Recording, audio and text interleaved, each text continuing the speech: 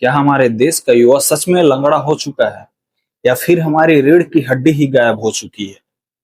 NEET का paper leak होता है तो हम चुप रहते हैं, सीबीएसई रिजल्ट में धांधली होती है, हम मीम्स बनाते हैं और हमारा पूरा भविष्य नीलाम हो रहा है और हम फोन पर रील स्क्रॉल कर रहे हैं। लेकिन जंतर मंतर पर इतने दिनों से एक 59 साल का इंसान भूखा बैठा है, जानते हो क्यों? अपने बच्चों के लिए नहीं, हमारे और आपके कल को बचाने के लिए। वही सोनम वांगचुक जिन पर थ्री इडियट्स बनी थी। और हमारा पढ़ा लिखा बेरोजगार युवा क्या कर रहा है? आईटी सेल के इशारे पर उन पर घटिया मीम्स शेयर कर रहा है। कोई उन्हें फूड ब्लॉगर कह रहा है तो कोई कह रहा है इन्हें भीख में खाना दे दो। मतलब शर्म बची है वो भी लीक हो गई है। बॉलीवुड के वो सिंघम, वो रैंचो आज गायब हैं जो स्क्रीन पर तो सिस्टम बदल देते हैं लेकिन असल जिंदगी में एक ट्वीट तक नहीं कर सकते क्योंकि उन्हें अपनी करोड़ों की कमाई प्यारी है। अब थोड़ा गहराई में चलते हैं। जो लोग सोनम वांगचुक को सिर्फ थ्री इडियट्स के फुंगसुक वांगडू समझकर छोड़ देते हैं, उन्हें शायद इतिहास नहीं मालूम। यह वही लद्दाख का मैकेनिकल इंजीनियर है जिसने भारतीय सेना के लिए शून्य से भी नीचे के तापमान में रहने के लिए सोलर हीटेड टेंट्स बनाए ताकि हमारा जवान सरहद पर चीन से देश की रक्षा कर सके। इन्होंने लद्दाख में पानी और शिक्षा के संकट को दूर करने के लिए अपनी पूरी जिंदगी लगा दी। इन्हें दुनिया का सबसे प्रतिष्ठित रेमन मैग्सेस पुरस्कार मिला है। लेकिन आज विडंबना देखिए, जिस देश में इस देशभक्त को सर आंखों पर बिठा जाना चाहिए था, आज वही दिल्ली की इस भीषण उमस और चिपचिपी गर्मी में जंतर मंतर की सड़क पर बैठा है।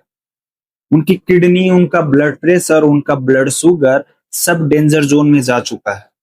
डॉक्टर कह रहे हैं कि हालात गंभीर है लेकिन सरकार में कोई उनसे बात करने तक नहीं आ रहा। क्यों? क्योंकि उन्हें पता है कि इस देश की जनता और देश का युवा गहरी नींद में सो रहा है। उन्हें कोई फर्क नहीं पड़ता। आखिर वांगचुक इस उम्र में अपनी जान की बाजी क्यों लगा रहे हैं?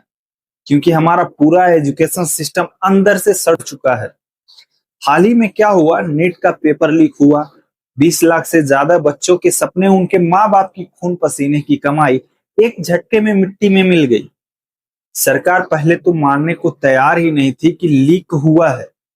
जब पानी सिर से ऊपर चला गया तब जाकर जांच बैठी। इस हताशा में देश भर के 21 बच्चों ने खुदकुशी कर ली। सोच कर देखिए, 21 जवान मौतें, आज उनके घरों में मातम है। फिर सीबीएसई की 12वीं की कॉपी में चेकिंग भरी धांधली सामने आई। किसी बच्चे की मेहनत किसी और को दे दी गई और हद तो तब हो गई जब देश की न्यायपालिका से लेकर सत्ता के गलियारों तक अपने हक की मांग करने वाले युवाओं को अप्रत्यक्ष रूप से काकरोच बोल करके अपमानित किए जाने लगा। आक्रोशित युवाओं ने गुस्से में काकरोच को अपना सिंबल बनाया और सोशल मीडिया पर एक पार्टी बनाई, काकरोच जनता पार्टी। चंद दिनों में इसके करोड़ों फॉलोअर्स हो गए। युवा सड़क पर उतरा। सोनम वांगचुक भी उनके समर्थन में आए और 28 जून से शिक्षा मंत्री धर्मेंद्र प्रधान के इस्तीफे की मांग को लेकर भूख हड़ताल पर बैठ गए। लेकिन आज इतने दिन बीत जाने के बाद भी क्या शिक्षा मंत्री ने नैतिक जिम्मेदारी लेते हुए इस्तीफा दिया? नहीं। यह नया भारत है। यहाँ मंत्रियों के इस्तीफे नहीं होते। यहाँ तो सवाल उठाने वाले को ही कटघरे में खड़ा कर दिया जाता है। सबसे दर्दनाक बात यह है कि इस आंदोलन को दबाने के लिए किस हथियार का इस्तेमाल हो रहा है? मीम्स का। यही सोशल मीडिया जिसका इस्तेमाल युवा अपनी आवाज उठाने के लिए कर रहा था, आज आईटी सेल उसी सोशल मीडिया पर सोनम वांगचुक का मजाक उड़ा रहा है। उनके भूख हड़ताल की तस्वीरों पर लिखा जा रहा है, इन्हें कोई विद्या की कसम देकर खाना खिला दे। इन्हें रिजाइन कर देना चाहिए क्योंकि इन्हें भूख लगी है। और दुख इस बात का नहीं है कि मीम्स बनाया जा रहा है। दुख इस बात का है कि इन मीम्स को शेयर करने वाले, इन पर हंसने वाले और हजारों लाइक्स देने वाले खुद हमारे देश के युवा हैं, जिनके अकाउंट्स के नाम है अनएम्प्लॉयमेंट, यानी मैं बेरोजगार हूं। जिस बेरोजगार युवा को अपनी नौकरी के लिए, अपने लीक हुए पेपर के लिए सड़क पर होना चाहिए था, वो सोशल मीडिया पर उस बूढ़े इंसान का मजाक उड़ा रहा है। जो उनके लिए भूख प्यासा बैठा है। कल को यही हुआ जब किसी एग्जाम का फॉर्म भरने के लिए हजारों रुपए देगा, बसों और ट्रेनों की छतों पर लटक कर सैकड़ों किलोमीटर दूर परीक्षा देने जाएगा और वहां जाकर पता चलेगा कि पेपर लीक हो गया है, तब ये रोते हुए हमारे जैसे क्रिएटर्स को मैसेज करेंगे कि भैया हमारी आवाज उठा दो। लेकिन आज जब खुद सोनम वांगचुक सिस्टम को ठीक करने के लिए अपनी जान दांव पर लगाए रहे तो एक क्लास बंक मार चुके हैं। और कहाँ हैं वो लोग जिन्हें वांगचुक के नाम पर फिल्में बनाकर अरबों रुपए कमाए। थ्री इडियट्स के डायरेक्टर राजकुमार हिरानी, प्रोड्यूसर विधु विनोद चोपड़ा और हमारे प्यारे आमिर खान साहब, क्या आपको शादियों में डांस करने और पार्टियों में जाने से इतनी भी फुर्सत नहीं है कि आप इस इंसान के समर्थन में एक ट्वीट ही कर दें? रियल हीरो लाइफ में कितने बड़े साबित हुए हैं यह देश देख रहा है। सिर्फ बॉलीवुड ही क्यों, हमारे देश के सबसे बड़े ब्लॉगर्स और कंटेंट क्रिएटर जो करोड़ों रुपए छापते हैं, उनका क्या हाल है। हाल ही में बड़े ब्लॉगर ने अपनी मर्सिडीज कार के माइलेज को लेकर गलती से सच बोल दिया कि पेट्रोल की क्वालिटी से माइलेज कम हो रहा, सॉरी पेट्रोल की नहीं, एथेनॉल की क्वालिटी से माइलेज कम हो रहा है। अगले ही दिन वो हाथ जोड़कर माफी मांगने लगे कि मुझसे गलती हो गई। जो लोग अपनी लग्जरी कार के माइलेज पर सच बोलने से डरते हैं, वो आपको पेपर लीक और शिक्षा व्यवस्था पर क्या बोलेंगे? उन्हें सिर्फ आपके व्यूज चाहिए और आपके भविष्य से उन्हें कोई लेना देना नहीं है। अब कुछ लोग कहेंगे कि यार इस सब से क्या होगा, सरकार को कोई फर्क नहीं पड़ता। तो चलिए थोड़ा इतिहास पलटते हैं। सत्याग्रह और जन आंदोलन इस देश की मिट्टी में है।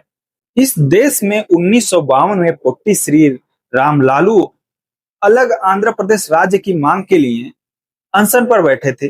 58 दिनों की अनशन के बाद उनकी जान चली गई, लेकिन उसके बाद जो जनाक्रोश भड़का उसने केंद्र सरकार को घुटने पर ला दिया और राज्य के पुनर्गठन की नींव रखनी पड़ी।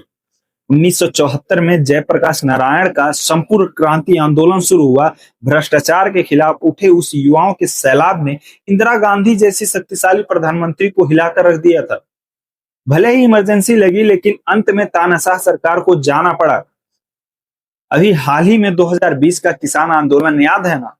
साल भर से ज्यादा किसान सड़कों पर डटे रहे, कई किसानों की जान चली गई, लेकिन अंत में प्रधानमंत्री मोदी को खुद टीवी पर आकर माफी मांगनी पड़ी और तीनों कृषि कानूनों को वापस लेना पड़ा।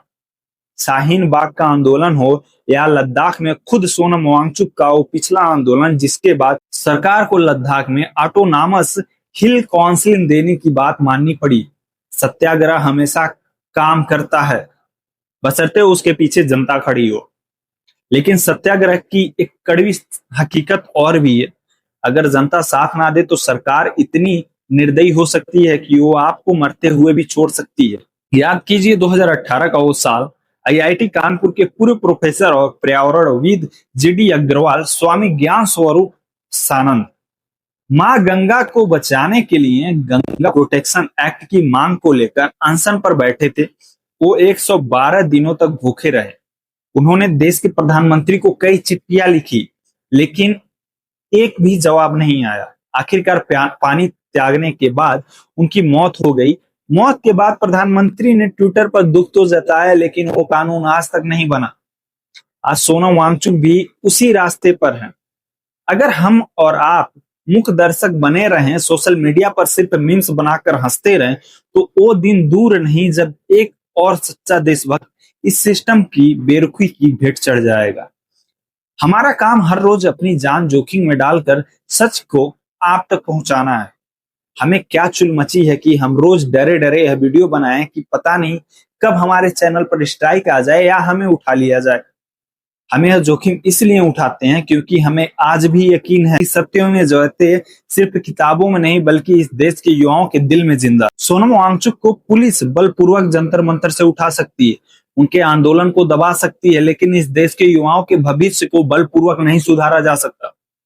उसके लिए हमें जागना होगा। पूरा देश दिल्ली नहीं आ सकता, लेकिन क्या आप घर बैठे इस आवाज को बुलंद नहीं कर सकते? फैसला आपका है। आपको उस लंगड़े सिस्टम का हिस्सा बनकर मीम्स बनाने हैं या फिर इस देश के साथ खड़े होकर बदलाव का हिस्सा बनना है। इस वीडियो को सिर्फ लाइक मत करना, इसे हर उस युवा तक शेयर करना जिसके अंदर थोड़ी भी गैरत बची हो। जय हिंद दोस्तों।